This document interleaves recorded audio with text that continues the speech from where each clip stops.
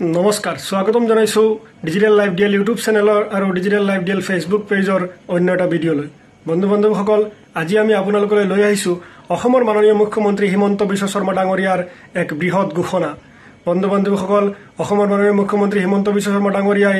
ration card সন্দৰ্ভত এক বিশেষ ঘোষণা আগবঢ়াইছে যিসকল ব্যক্তিৰ ৰেশন কাৰ্ড নাই বা যিসকল ব্যক্তিৰ ৰেশন কাৰ্ডত নাম অন্তৰ্ভুক্ত হোৱা নাই সেই ব্যক্তিসকলৰ বাবে অসমৰ মাননীয় মুখ্যমন্ত্ৰী হিমন্ত বিশ্ব শৰ্মা ডাঙৰীয়াই ৰেশন কাৰ্ড সন্দৰ্ভত এক বৃহৎ ঘোষণা আগবঢ়াইছে আৰু কি ঘোষণা আগবঢ়াইছে সেয়া আমি আপোনালোকক আমাৰ এই ভিডিঅ'টোত আলোচনা কৰি জনাম তো বন্ধু বান্ধৱীসকল ভিডিঅ'টো স্কিপ নকৰি একেবাৰে শেষলৈ চাই থাকিব বন্ধু বান্ধৱীসকল ভিডিঅ'টো আৰম্ভ কৰাৰ আগতে মই প্ৰতিটো ভিডিঅ'ৰ দৰে এটা ৰিকুৱেষ্ট কৰিব বিচাৰিছো যদি এতিয়ালৈকে মোৰ এই চেনেলটো আপোনালোকে সাবস্ক্ৰাইব কৰা নাই তেতিয়াহ'লে সাবস্ক্ৰাইব কৰি দিব আৰু যদি ফেচবুকত চাই আছে তেতিয়াহ'লে আমাৰ এই ডিজিটেল লাইফ ডিএল ফেচবুক পেজটো আপোনালোকে ফলো কৰিবলৈ নাপাহৰিব তো বন্ধু বান্ধৱীসকল বলক পলম নকৰাকৈ আমি ভিডিঅ'টো আৰম্ভ কৰোঁ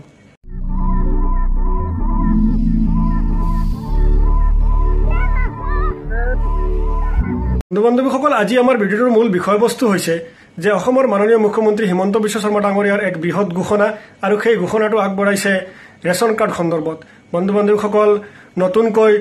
20 লাখ লোকক ৰেশন কাৰ্ড দিয়া হ'ব সেই কথা ঘোষণা কৰিছে অসমৰ মাননীয় মুখ্যমন্ত্ৰী হিমন্ত বিশ্ব শৰ্মা ডাঙৰীয়াই যিসকল ব্যক্তিৰ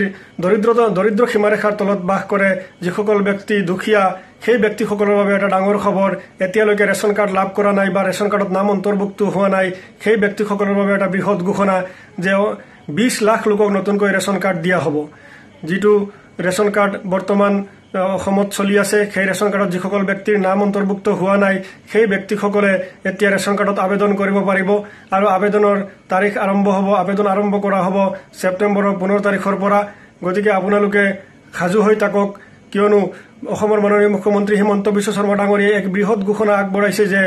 অহা 15 ছেপ্টেম্বৰৰ পৰা আৰম্ভ হ'ব ৰেশন কাৰ্ড এপ্লাই কৰিব পাৰিব আপোনালোকে আৰু নতুনকৈ 20 লাখ লোকক নতুনকৈ ৰেশন কাৰ্ড দিয়া হ'ব যিসকল ব্যক্তি দৰিদ্ৰ সীমাৰেখাৰ তলত বাস কৰে সেই ব্যক্তিসকলে লাভ কৰিব ৰেশন কাৰ্ড আৰু যিসকল ব্যক্তি এতিয়ালৈকে ৰেশন কাৰ্ডত নাম অন্তৰ্ভুক্ত হোৱা নাই বা ৰেশন কাৰ্ড নাই তেখেতসকলৰ গড় নম্বৰ বেলেগ কিন্তু ৰেশন কাৰ্ড লাভ কৰা নাই সেই ব্যক্তিসকলে খাজু হৈ থাকক কিয়নো নতুনকৈ 20 লাখ লোকক ৰেশন কাৰ্ড দিয়া হ'ব বন্ধু বান্ধৱীসকল কেইদিনমান আগতে যিসকল ব্যক্তিৰ ই শ্ৰম কাৰ্ড আছিল সেই ব্যক্তিসকলক ৰেশন কাৰ্ড প্ৰদান কৰা হৈছিল কিন্তু এতিয়া ই শ্ৰম কাৰ্ড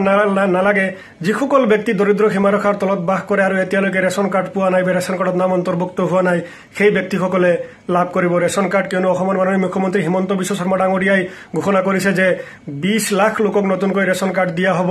আৰু 20 লাখ লোকক ৰেশন কাৰ্ড দিলে হয়তো আৰু কোনো বাকি নাথাকিব সকলোৱে লাভ কৰিব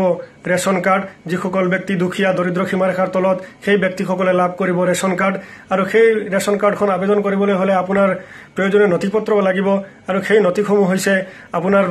বাধ্যতামূলক আধাৰ কাৰ্ডখন থাকিব লাগিব আৰু আধাৰ কাৰ্ড নহলে আজিকালি একো কাম নহয় গতিকে আধাৰ কাৰ্ডখন আপোনাৰ থাকিব লাগিব যদি এতিয়ালৈকে কাৰোবাৰ আধাৰ কাৰ্ড হোৱা নাই বা আধাৰ কাৰ্ড বনোৱা নাই বা আধাৰ কাৰ্ডত কিবা খেলিমেলি আছে তেতিয়াহ'লে আধাৰ কাৰ্ডটো ঠিক কৰি লওক কিয়নো আপুনি ৰেশন কাৰ্ড লাভ কৰিব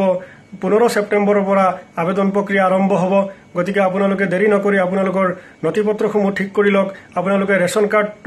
পাবলৈ হলে আধাৰ কাৰ্ডটো থাকিব লাগিব আৰু লগতে কিছুমান নথিপত্ৰ গাঁতি দিব লাগিব ধৰি লওক আধাৰ কাৰ্ড তাৰ পিছত আপোনাৰ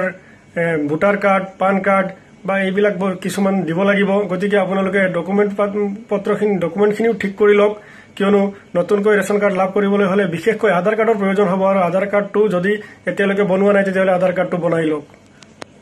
আমি আকৌ জনাই আছো আপোনালোকক যে যিসকল ব্যক্তি ৰেশন কাৰ্ড লাভ কৰা নাই সেই ব্যক্তিসকলৰ বাবে এটা ভাল খবৰ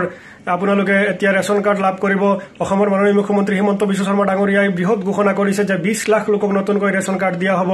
গতিকে আপোনালোকৰ বাবে এইটো সুখবৰ যিসকল ব্যক্তি এতিয়ালৈকে ৰেশন কাৰ্ডত নাম অন্তৰ্ভুক্ত হোৱা নাই বা ৰেশন কাৰ্ড লাভ কৰা নাই দৰিদ্ৰ সীমাৰেখাৰ তলত বাস কৰা ব্যক্তিসকলে এতিয়া লাভ কৰিব ৰেশন কাৰ্ড তো বন্ধু বান্ধৱীসকল আজি আমাৰ ভিডিঅ'ৰ মূল বিষয়বস্তু এইখিনি আছিল যদি আপোনালোকে ভাল পায় তেতিয়াহ'লে আপোনালোকৰ বন্ধু বান্ধৱীলৈ ভিডিঅ'ৰ লিংকটো শ্বেয়াৰ কৰক আৰু সকলোকে জানিবলৈ সুযোগ দিয়ক শেষত আকৌ এবাৰ ৰিকুৱেষ্ট কৰিছো যদি এতিয়ালৈকে মোৰ এই চেনেলটো আপোনালোকে সাবস্ক্ৰাইব কৰা নাই তেতিয়াহ'লে সাবস্ক্ৰাইব কৰি দিব আৰু যদি ফেচবুকত চাই আছে তেতিয়াহ'লে আমাৰ ডিজিটেল লাইফ ডিএল ফেচবুক পেজটো আপোনালোকে ফলো কৰিবলৈ নাপাহৰিব